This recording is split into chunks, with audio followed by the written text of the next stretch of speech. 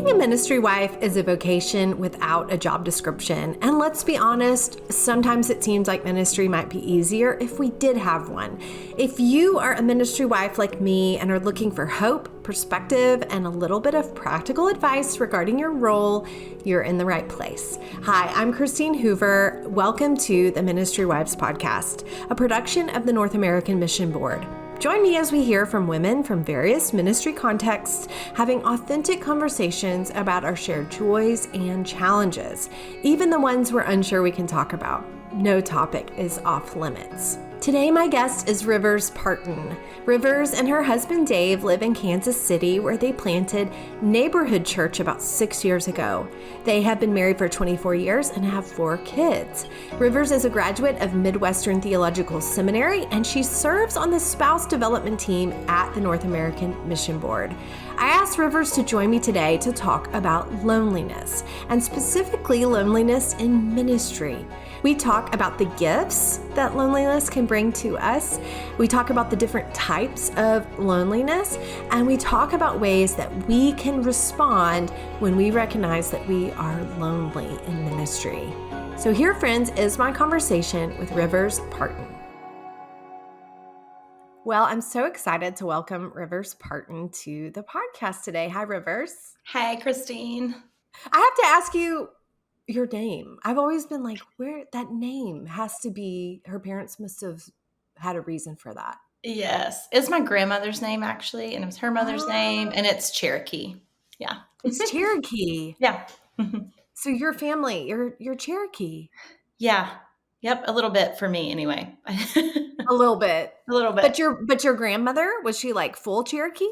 No, a quarter. So it was like her grandmother's name and her mother's name and her grandmother's name. Oh my gosh, I love that. Yeah, thanks. I have always enjoyed that it's different. It's different and it's significant. It's not just, random, but it's like a very significant thing. I love that. Yeah. It does sometimes put me in the position where people remember my name, but then I forgot their name. Oh, yes, because it is easy to remember. It's hard to forget. Right. Yeah. Okay, well, we haven't even introduced you yet. We're just talking about your name, but we know your name. We're going to remember that. But will you tell us about you in your ministry context? Yeah. So I serve at the North American Mission Board on the spouse development team and get just the amazing privilege to work with church planters' wives. We seek to provide training, coaching, and care for them all throughout North America. And my husband and I planted a church in Kansas City about 6 years ago. And we have 4 kiddos. So you have a lot going on. You don't need anything else on your plate. Okay, so what do you do for the spouse development team? Yeah, so I help oversee a lot of our training and coaching and care, like I mentioned earlier. And so just seek to do that. I work all over North America, but I live here in the Midwest. And so do a lot with the Midwest and Ohio Valley and the South as well. Okay. Yeah. Well, I'm really thankful for NAM and what they do to support spouses in church planting. And they've developed over the past few years a great team, you being one of them. Yeah. Kathy Litton, who I've interviewed before on the podcast, is the head of that. And I just love that they're investing in wives because obviously we both are church planting wives. We know the women are so important to the work of the ministry, right? Yeah, we truly believe that she is a vital part of her husband's ministry and ministry in her home and her neighborhood, and really a key ingredient to the health of the church. And so, investing in her is kingdom work, and I'm really feel so honored that I get to do it. Yes. And we're going to talk about a topic today that I think every woman, every Christian woman, and I think especially in church planting, women experience is loneliness. Are you seeing that as you're working with women? Yeah, absolutely. Like you said, I think ministry wives in general, there's this extra layer of maybe a little bit of fear involved in getting really close with people in your church. But then church planting takes it to like the next level of you don't have any people in your church at Right. first. So you literally are alone, or there's very few of you.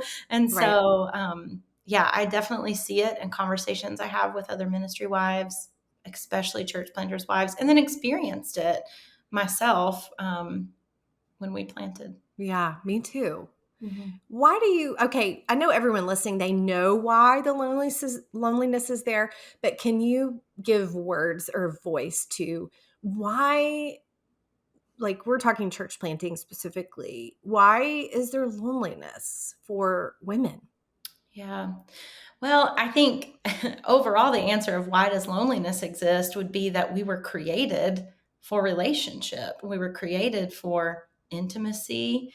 We were created to be known and to know others. And so there's this big part of just like you can't escape it because it's what we were designed for. We were made to be known and in relationship. And part of it, I'm really thankful for that because what loneliness does is it drives us. It's a signal to us that we aren't in strong, solid relationships where we're known, where we feel like we belong. And there is goodness to that. Mhm, mhm. And I think that loneliness can come some of it is some of it is our own choice. Sure. We disengage Absolutely. or we isolate ourselves. Some of it is circumstantial. We may be trying our hardest to develop relationships and it's just not clicking in the moment. I believe that God even allows seasons of loneliness so that it will drive us to Him. Me And too. so, but I think hurt. I think Mhm. hurt is a big thing that we experience hurt in relationships, and so it makes us want to pull away. Absolutely. And I think ministry wives in particular have experienced a lot of hurt. And maybe this is their third church and they've watched their husband be hurt or their kids be hurt. And it really does drive pulling away. It's Mhm. understandable in a lot of ways why a ministry wife would want to pull away. And I think, early in ministry, another pastor's wife was like, she directly just told me, don't be close friends with a lot of women in your church. It's too dangerous. And I'm so thankful for your book about messy, beautiful friendship and how that is not the best advice. But that used to be a regular thing that ministry wives would tell each other is have Yeah. friends outside of your church and don't get close to women in your church. And I think that advice was because of hurt and pain that happened in the church. Yeah, almost like they're wanting to rescue or prevent that woman from That's experiencing hurt, Yeah, but I think that's bad advice. me too. Me too. I think it leads to you being in a room with a lot of people and feeling very alone. Mhm, mhm. And that's the sense of circumstantial loneliness too that can come with being a ministry wife is you might know a lot of people's names and a lot of people know your name, at least Yeah. when the church is established. But there's a sense of that's a weird feeling. It's a weird feeling for people. They know your kids' names or they know something about you, but you don't really know them, and it can make you feel kind of other. Absolutely. Yes. It is hard to describe because I know I've had seasons of loneliness and I even try to talk myself out of it. Like, what is wrong with you? You literally have something to do with people constantly. Like, what is Mhm. wrong with you? Is this depression? What is this? And then having to come to the acknowledgement of, no, it's that I'm not allowing people to fully know me or seeking to fully know another. And that's what intimacy is being known and knowing. It's that mutual knowing of one another. And when we resist against that, we feel lonely. But I remember Mhm. thinking, what's wrong with me? Like, I'm constantly with people. People are constantly at our house. I'm constantly at an event with other women. Why do I feel like this? Mhm. So you say that we should be thankful for and pay attention to feelings of loneliness. I'd love to know what you mean by that. Yeah, I think it drives us to make some changes in our life. I Mhm. think I had to get really honest with myself and say, why am I in rooms with people and still feel lonely or have this dissatisfied feeling of not having a really good friend and close connections with people. And so I think it's a signal. I think it's our souls giving us a signal and a warning sign to make some course corrections or some changes. Maybe there's some healing that needs to take place over some past hurt. Maybe that Mm. needs to be processed. Or maybe, like you said, there's some choices that we're making that are perpetuating that isolation. Uh-huh. Uh-huh. I'm thankful for it because it helps me know. I think it's a grace and mercy from the Lord. It helps us know, like, hey, I was designed for relationship, and I need to make some changes. Okay, so will you talk us through some of those changes that you've made when you recognize that feeling?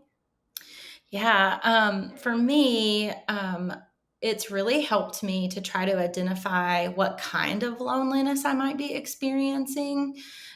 Chip Dodd has really helped share, not helped, totally shaped my thinking on this in his book, The Voice of the Heart. There's a whole chapter on loneliness in that book, and he Mm. kind of lays out three different um, types of loneliness. The first one being loneliness of self, loneliness with others, or loneliness and with God or from God. And so for me, a big thing is to go, okay, I feel this dissatisfied kind of longing feeling. Where am I feeling that? Is it relationship with myself? Is it relationship with others? Is it my relationship with God? And so my first step is kind of identifying, where am I feeling that? What's going on there? And then normally processing that with my husband or a close friend, and just reaching out. So a big thing, I think, I already said this, acknowledgement. The reason that's so significant is because I think, as a ministry wife in particular, to acknowledge that you're lonely is to acknowledge that you have a need. And that's really hard for us. Like, Yes. we are the one who's supposed to have it all together, and we're the one who's supposed to be helping all the other people.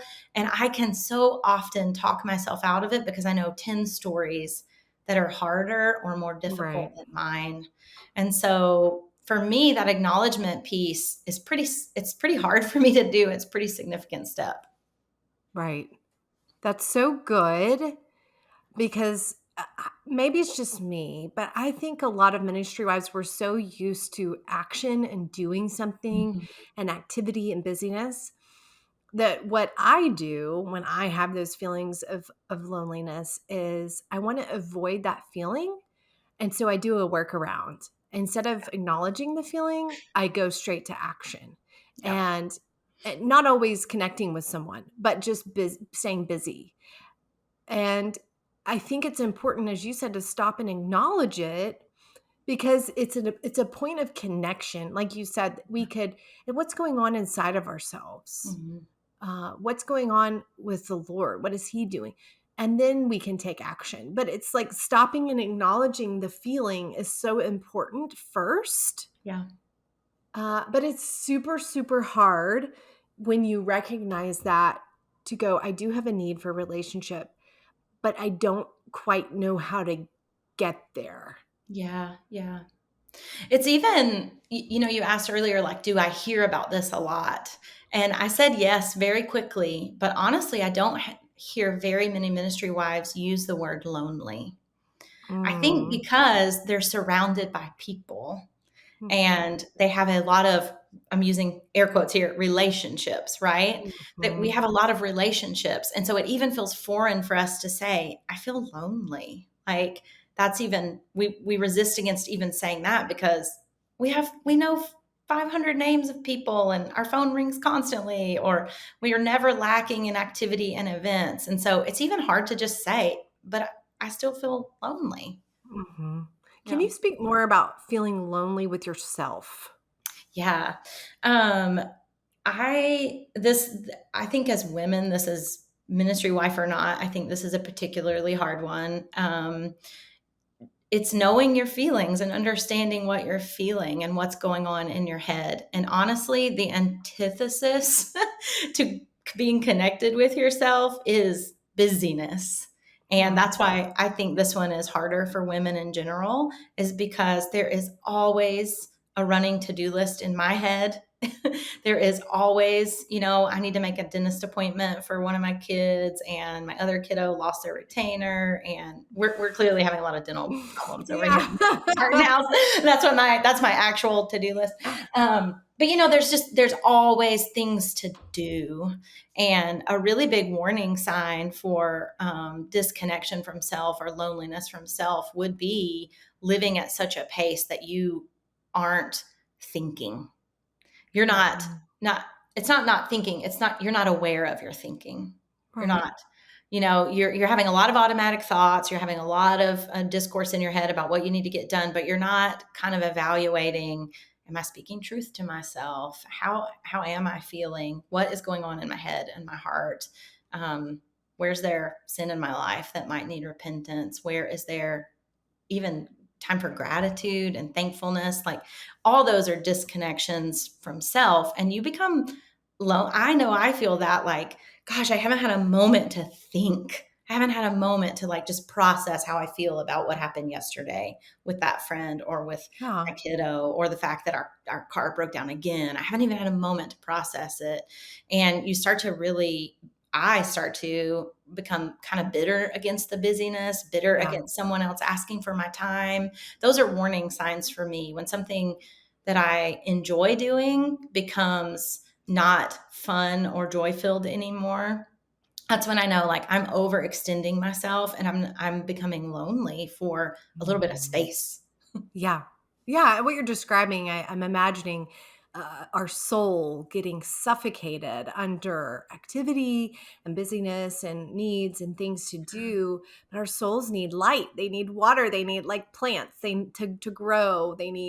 Uh, they need the light of day. And so we That's have right. to we Yeah. have to be let the core of who we are. We have to pay Mhm. attention, like you said, and speak Mhm. truth and allow God's light and his water to. I think of Jesus being called the light of the world and the living water. We need that.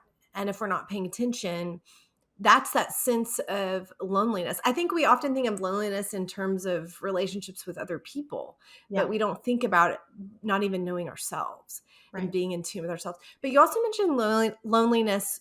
Did you say with God or from God? Yeah, I think I said both. Okay. Because I'm not exactly sure how to phrase it, but it's a similar concept of that, living at such an intense pace that you aren't really resting with the Lord, in abiding in Him. Even, if maybe you're reading your Bible every day, but there's no time at the end to just really sit and hear from the Lord or process what you're learning about His character. Um, I think God is always near to us. I think we need the space and the time to really feel it and acknowledge it. Right. I know for me, we lived overseas for 4 years as missionaries with Campus Crusade, and it was one of the loneliest. The first year was very lonely for me. I went from living in the States where I could go to Chick-fil-A at any time and meet other moms at the play place, Yeah. Yeah. to there's nowhere I can go where I could understand what people are saying and meet a new friend or have a new connection. It takes a lot of time to build really deep connecting Yeah. friendships. Um, but around the 1 year mark, I remember really spending time. I was in the Psalms, and Psalm 16:11 says, "You make known to me the path of life. In your presence there is fullness of joy, and at your right hand are pleasures forevermore." And I remember thinking, okay, I'm not experiencing the fullness of joy. And right here in my Bible, it says, in your presence is the fullness of joy. And so I just remember trying really hard to start a daily practice of sitting in God's presence and reminding myself of his presence in my life, in our home. And it was a really big game changer for me. It still took time to form other friendships, but I think I had really taken the Lord's presence and nearness for granted and wasn't being Mhm. intentional with acknowledging his presence and the joy that was accessible for me, that was there for me if I would take it, you know? Mhm. That's so good. I love that example because I said earlier at the very beginning, I said, I think sometimes God allows seasons of loneliness. And you just described why I think that's true. 100%. Because he wants to teach us that relationships with other people are never going to fully satisfy that longing That's that right. we have for connection. He's going to give us the gift of community and friendship, Yeah. but ultimately we need him. And I went through seasons of loneliness where I look back and go, that was the Lord doing that for Mhm. the same reason, because I wasn't meeting with him. I was not looking to him. I was looking to people. And Yeah. so he taught me that in a hard way. Right. But I value now those seasons of what I would Mhm. call wilderness years or wilderness seasons Yeah. because I learned so much about my need for him. Mhm. Me too, and I think I'm a better friend to others because of that. I'm not looking to my friends to satisfy my soul completely, right? I Uh-huh. was designed for friendship with them. I need to have intimate friendships, but when our soul is resting in God and in our relationship with God, we're better friends. We're better ministers of the gospel. Mhm. Why do you think that talking about this is so important, especially for us as ministry wives? Yeah, I think it's important because really everything within us fights against it. We live in a culture that values self sufficiency. We view dependency on others with hatred and disdain, right? In Yeah. the West here, we want to be able to do it. And I am enough. I got this. I can do it all on my own. And so I think it's important for us to talk about because frankly, we fight against it harder than almost anything else. Listen to what this is from Chip Dodd's book, Voice of the Heart, that I mentioned earlier. He says, unacknowledged loneliness makes orphans of us all. All we get for surviving our loneliness rather than using its gifts is its results. We wind up alone. Hmm.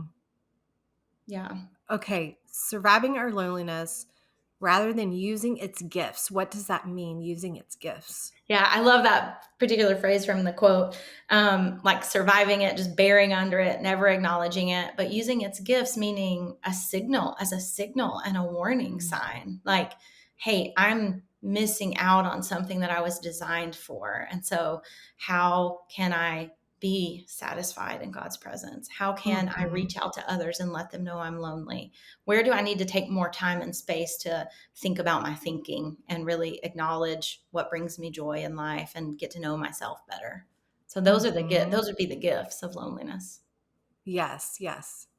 So when I'm thinking about my own life and when I've recognized seasons of loneliness, sometimes it is from the Lord and I want to wait and trust him. Sometimes it's, as I said earlier, it's my own choices that have led me into I would say, more isolation than loneliness. And I think a big reason for that is my unwillingness to be vulnerable with other people. Um, Mm-hmm. and so it causes me I can be in their presence, I can be around a lot of people, but if I'm not letting people know me, Yeah, then there's no connection point right. for relationship. Have you experienced that? Yeah, definitely. One of my personal kind of warning signs for, hey, you're experiencing loneliness would be an intolerance for small talk. Mm, So I can be in a room full of people, and if we're having a lot of small talk conversations, I can feel myself being kind of like, oh my gosh, I'm over it. Like, I'm tired of hearing about whatever book you're reading or what. And then I'm just like, whoa, what is going on? And it's a longing for deeper connection. And Mm. it's a sign that, like, I'm not having deeper connection, because if I have some balance in my relationships, if I have some deeper connection, then I'm interested in the book my neighbors are reading, because that's actually Mhm. how we build relationship, right? We don't just go deep fast always. We have to be normal and start out with normal things, right? But Uh-huh. when I'm having an intolerance for that, I really recognize that I am lacking in the area of deeper connection. Mhm.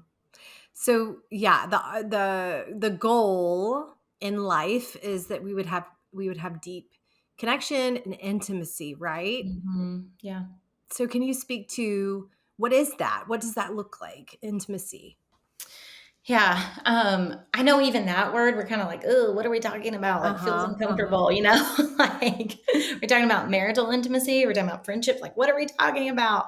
But really, intimacy it's the opposite of loneliness. It's mutual knowing and being known. It's vulnerability begets intimacy. Being vulnerable and allowing another to be vulnerable with you is that is intimacy, is being Mhm. known, being laid bare. Like, this is me, this is my faults.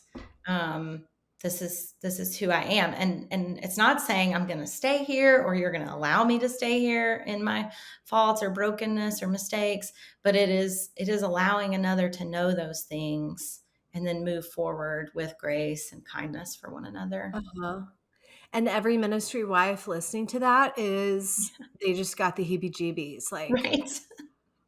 what? I can't do that with anybody. Yeah. I'm the pastor's wife. How do I do that? Yeah. Rivers, give us all the answers. My only answer would be is you shouldn't do that with everybody in your Right. church. Not everybody needs to know all of the things, but you should do it with some, and you are probably going to have to do it like I do it, with fear, with Yeah. a little bit of fear. And that's what vulnerability is. It's stepping outside of the safe, comfortable thing that somebody will be fine with. It's kind of crossing that line into, this person might reject me, or they might tell Uh-huh. somebody else about how I yell at my kids constantly, or whatever it is, right? Like, Uh-huh. but we can't. God has designed relationships, and we need them. We need them. Mhm. Mhm. I think it's important to ask, and I've had to do this for myself because vulnerability has been very scary for me Mm. at times. And I have to ask myself, why? Yeah. Why am I scared? Well, everybody's answer might be a little bit different, but for me, it's often been I don't want them to see behind the curtain Hmm. and know that I don't know what I'm doing half the time. You know what Right. I mean? Like Yeah. I don't have it together, and they're going to think less of me when they know the truth. Yeah. And this is going to affect my husband's ability to pastor them. Yeah. Um they may reject me. It's very scary to let people know you when you're in leadership. Yeah. And I like that you said that it's risky. It is inherently risky It to be is. vulnerable. But what I have found is the risk is worth the reward. That Yeah. often what I fear doesn't actually happen. Instead of it making people run away, it is like a magnet to for people because they're looking for realness. They're looking that's what 100% agree. that's what Yeah. I want in a friend. I want somebody Yeah. who will be honest with me and let me know them. Yeah. And so there's a reward in that following that risk. Yeah. I believe. Yeah. I agree. And I agree. I think it's really courageous work to be vulnerable and step outside of what is maybe even expected of you as a ministry wife, and to be vulnerable with others. And it's why we fight against it, is because it's really scary and it is taking a Mhm. risk. Mhm. I think the key to being able to do that is having a really deep understanding of our gospel identity and who Christ Yes. says we are. Because and it has happened to me where someone was like, whoa, I didn't want to know that. I didn't want to know that about my pastor or his Mhm. family, um, and that is hard. And often that has circled back around, and they were like, actually, that really helped me. It was an uncomfortable thing I said, But I think you're right. I think people are attracted to vulnerability, and it takes courage to do it. And the courage for me has been resting in who Jesus says I am. Mhm. And so the result of how someone responds to me, I am always hoping for gospel acceptance, right? But really, Jesus has already given me that. Right. That's such a good point. And I do think, yes, you're right. Sometimes people, you can see the panic in their eyes of, oh my goodness, I have no idea how to respond. This is my pastor's wife. Yeah, Um, and I'm not saying I do this with everybody, but I would say this is in some ways sometimes testing the water. Will you that's come with right. me into vulnerability? And if they can't do it, that's okay. But that also gives me an indication this is not going to be a deep friendship. That's right. This is going to be something else, and that's Yep, okay. that's right. But Yeah. some people will go with you, and Yeah. those are the people that will develop into deep friendship. Yes, that's such a good word. And I've even seen those friendships where I love how you put that into words, like you're kind of testing the waters, and I've seen those friendships grow. It just took a lot longer. And some of it was just that person growing in their faith and Mhm, maturity mhm, level, me growing, it sometimes it just takes a really long time. But mhm. I will scoop it up when you test the waters, and that person will go with you and they feel comfortable. And that's a huge sweet gift from Jesus. Yes, Mhm. absolutely. And also if they don't, you've at least set the stage that, you know what, if later on down the road, if you have something that goes south in your life, you know that I'm a safe person you can come and tell that to because Yeah. I'm not putting up this facade that I have it all together. That's right. That's right. So it gives ministry opportunities as well. I So we agree. said in the beginning that a lot of ministry wives, this is loneliness can come because we've been hurt and Mhm. we want to protect ourselves. And when we protect ourselves, we can't connect with other people. Right. And so can you speak to that of for somebody listening who's been really hurt and they're just saying to themselves the risk is too great. I'm not going to do it. What would you say? Yeah. I would start with that intimacy with God and make sure that is really a regular habit and daily grace that you're practicing. Just spending really good time with Jesus and resting in who he says you are. Um, And then I would say if there is really so much fear around kind of testing those waters of friendship with people, that you need to reach out to somebody outside of your church where that feels a little more safe and start processing through that hurt and Yeah. really crying out to the Lord for some healing from that of letting go and moving forward, and then remind yourself that Chip Dodd quote. I hear it in my head sometimes. Even I apply it to other things, like surviving this. What the results I'm getting is loneliness. Like you can survive it, you can remain isolated, and that's what the results will be is loneliness and isolation. And so my encouragement would be to really spend time with Jesus, let him remind you of who you are, and then to reach out to someone. Yes. That's good. I the way God designed it is when we're hurt, we can heal some Yeah, alone with that's right. him. But he also has given us the church, Yeah. who sometimes the church hurts us, but the church is also the gift for healing Yep. that God has given us. And the church doesn't mean necessarily always our specific church, but God's people, That's right. full healing Mhm. comes in his work through other people too. And so the Yep. hurt can come through relationships, but the healing comes through relationships too. right? Yeah. I 100% agree. I think there's so far that we can get by ourselves, but without That's right. another human to enter in with us and offer acceptance. Um, I just heard Paul Tripp say this about parenting, and I think it applies to relationships. Like, God gives us grace, it's invisible, right? But He allows us to have relationships with one another to offer invisible grace in a visible form to one another. Mhm. We're conduits of grace. And so that you cannot get that alone. That's right. Okay, so last question. There are women who are listening who they know that they're sitting in isolation.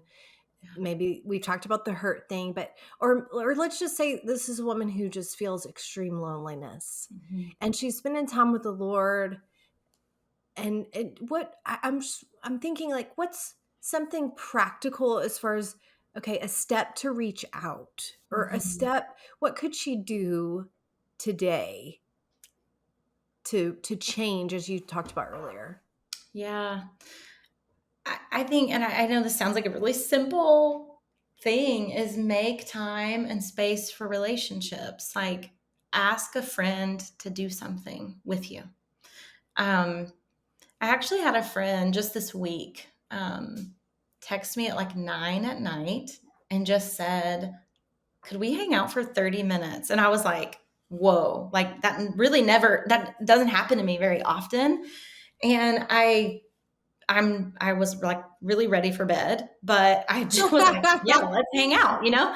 And so we were able to hang out. And at the end of it, I just said, thanks for asking me to hang out. Like, we actually went to her workplace and we ate some ice cream, and that was like all, and then we left. But it really ministered to my soul that she felt a little bit lonely and she reached out and asked me to hang out. It ended up being very filling for me. And so I know it sounds so simple, and yet we don't do it because of the pace we live, because of we don't want to look needy. And I was so grateful that she did it. It ministered to me. It really blessed me. And so my answer is ask somebody to do something with you. That's it. Yeah. That's great advice. I always kind of have a running list of, okay, I want to make sure I hang out with that person. I want to make sure I hang out with this person. I want to connect with this person. And just, when I have pockets of time, just being intentional and taking the initiative to make sure I'm seeing friends. That's who I'm talking about. It's like That's people right. who are life giving. We're going to see a lot of people, but Yeah. who are the people that fill you up when you spend time with them? Making sure you're consistently spending time with those Yes, people. that's a good distinction, because I think that's why this is particularly hard for ministry wives, is there's always a list of people they need to Right. hang out with, that they need to connect with and check on them. But is there someone that you could ask, could we go on a walk together or spend 30 minutes together or an hour, or even have a phone call while you drive a long drive, someone that gives you life, that there's mutual give and take in that friendship, someone like that. Exactly. Thank Yeah. you so much, Rivers. Thanks for giving voice to what we all feel and helping us to think about it a little Yeah. more deeply. My pleasure. I'm thankful for you, Christine.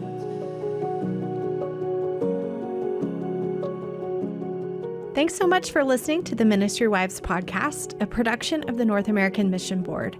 If you found this content helpful, please subscribe, rate, and review us on your podcast platform, or share it with a friend. You can find this podcast and other helpful resources at ministrywivespodcast.com.